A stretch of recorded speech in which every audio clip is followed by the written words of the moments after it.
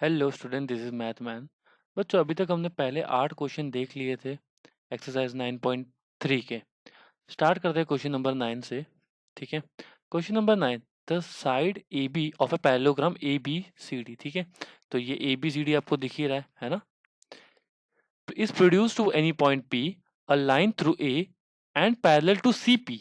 ठीक है, तो ये parallel to C P meet C B produce at Q and then parallelogram P B Q R is completed. ठीक है, तो ये इस तरीके से कंप्लीट हो रहा है, मतलब ये भी पैरेललोग्राम है और ये भी एक पैरेललोग्राम है। ठीक है, ए बी सी डी भी पैरेललोग्राम है और पी बी क्यू आर भी पैरेललोग्राम है। आपको क्या प्रूव करना है?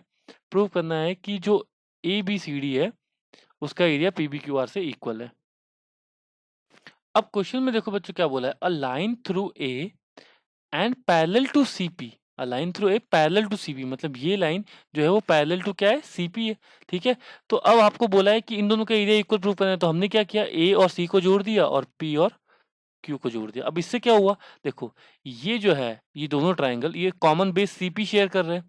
तो अगर कॉमन बेस सीपी शेयर कर रहे हैं और दोनों पैरेलल लाइन के बीच में है, कौन सा, ए क्यू और सीपी पैरेलल लाइन के बीच में अगर है, तो area of A C P equal to हो जाएगा area of C Q P.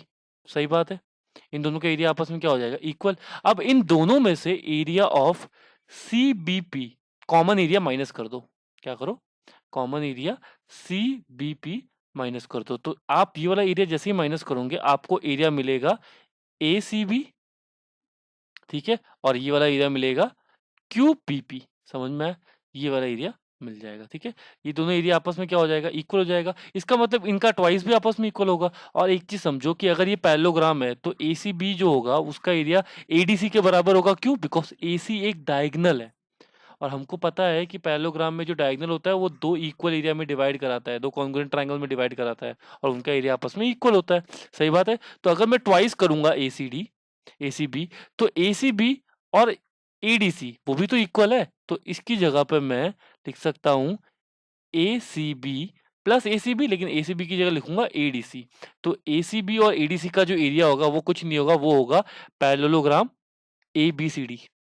Simple है ना। और सेम लॉजिक इसमें भी लगेगा कि जो क्यूबीपी है उसका एरिया इसके बराबर हो जाएगा, तो इन दोनों का सम मिला के हो जाएगा पी क्यू बी आर।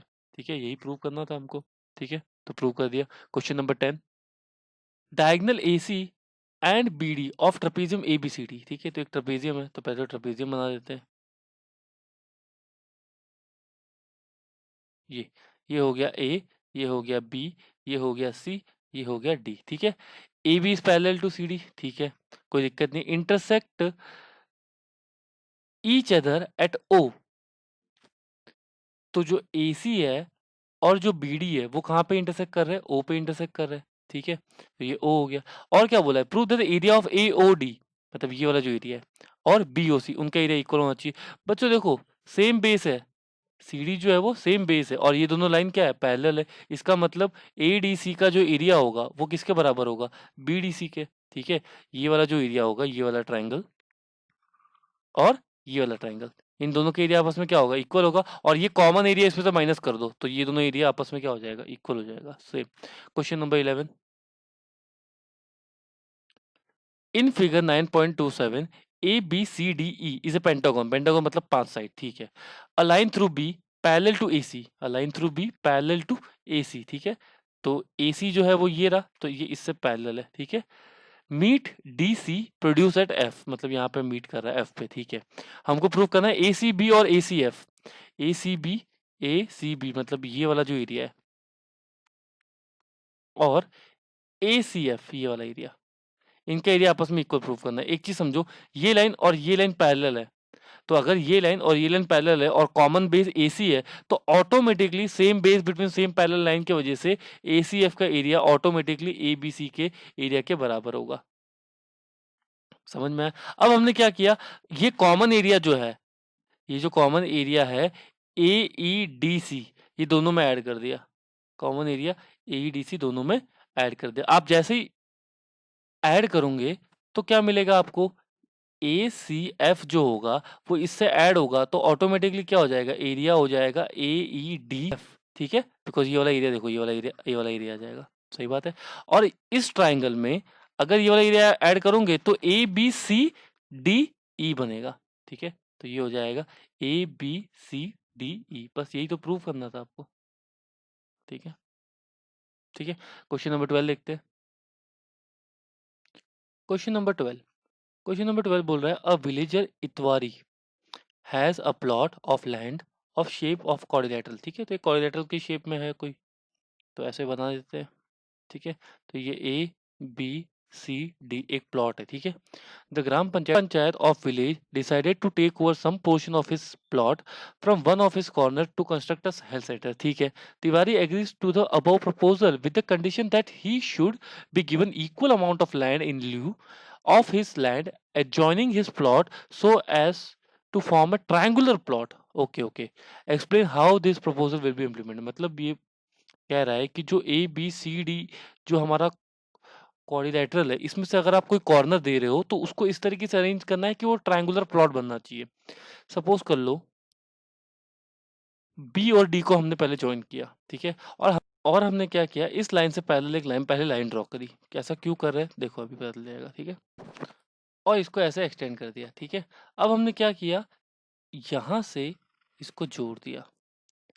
तो अब हमको ये ट्रायंगुलर प्लॉट जो है हमने इतवारी का ले लिया है और हम इसको ये वाला ट्रायंगुलर प्लॉट देंगे, लेकिन हमको प्रूव करना पड़ेगा कि ये जो एरिया है, ठीक है, DOE जो है वो AOB के इक्वल है, ठीक है। हमने ये वाला प्लॉट अरेंज किया, हमने किया क्या है, पहले डायगोनल ज्वाइन किया, ठीक है। इस लाइन से पैरेलल लाइन एक ड्रॉ करी ऐसे, ठीक है। और फिर इसको एक्सटेंड कर दिया, ये जो बेस है उसको एक्सटेंड कर दिया, जहां पे भी पॉइंट आया उसको ई नाम देके बी से ज्वाइन कर दिया। तो ये जो ट्रायंगुलर प्लॉट आया है वो वाला ट्रायंगुलर प्लॉट जो है वो हेल्थ सेंटर के लिए है, ठीक है। तो उसके बदले हमने ये वाला एरिया दिया, लेकिन हमको प्रूव करना पड़ेगा कि ये जो एरिया है AOB वो एरिया EOD के बराबर है। हमको बस ये प्रूव करना है। तो हमने क्या किया, ये लाइन और ये लाइन तो पैरेलल ड्रॉ की है, ठीक है।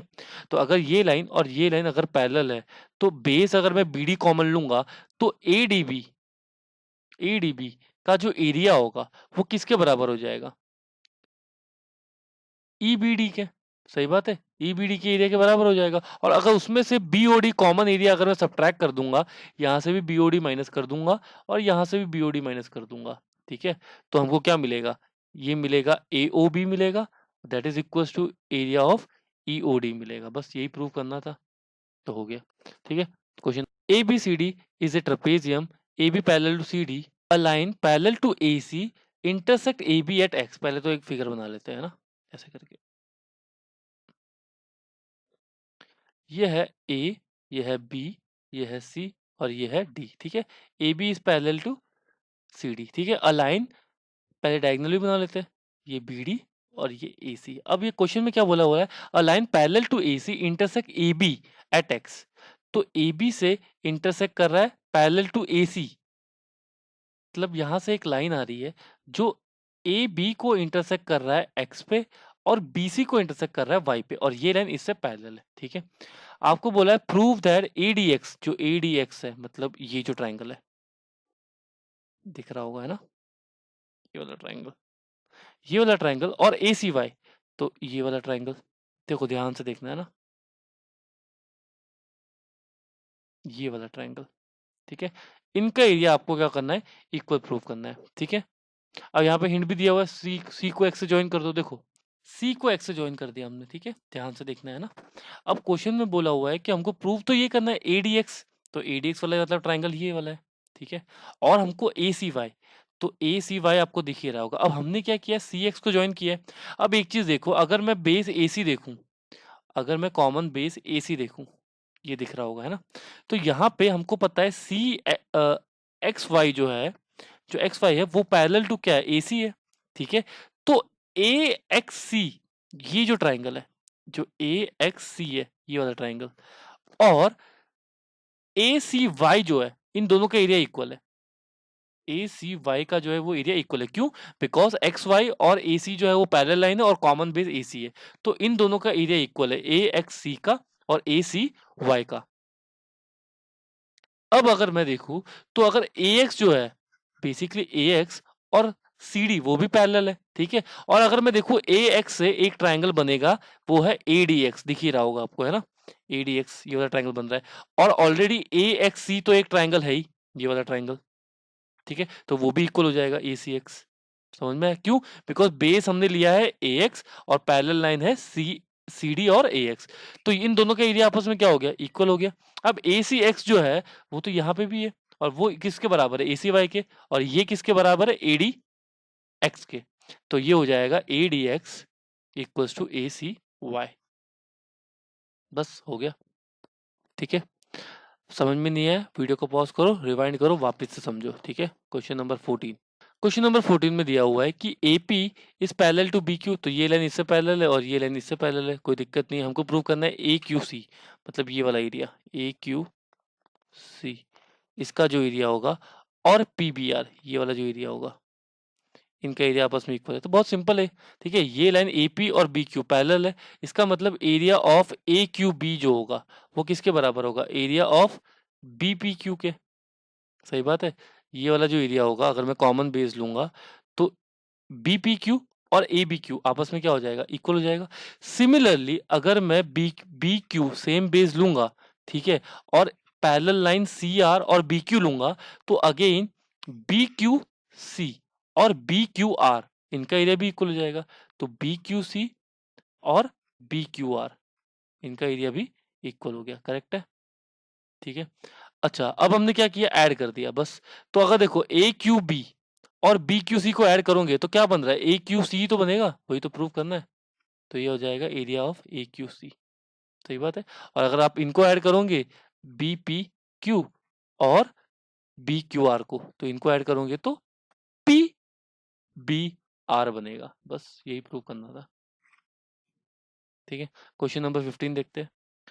Diagonal AC and BD of a quadrilateral ABCD, ठीक है, तो एक क्वाड्रिलेटरल बना देते हैं सिंपल सा, ठीक है। ये A, ये B, ये C और ये D, जिसमें बोला हुआ है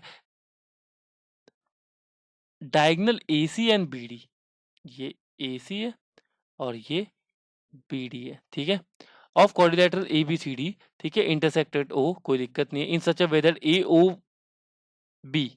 AOD का जो एरिया है ये वाला एरिया और BOC का जो एरिया है ये वाला वो इक्वल है। तो हमको प्रूव करना है ये ट्रेपेजियम है। देखो बच्चों, अगर ये वाला एरिया और ये वाला एरिया इक्वल है तो मैं ये कॉमन एरिया दोनों में ऐड कर सकता हूँ, इसमें भी और इसमें भी।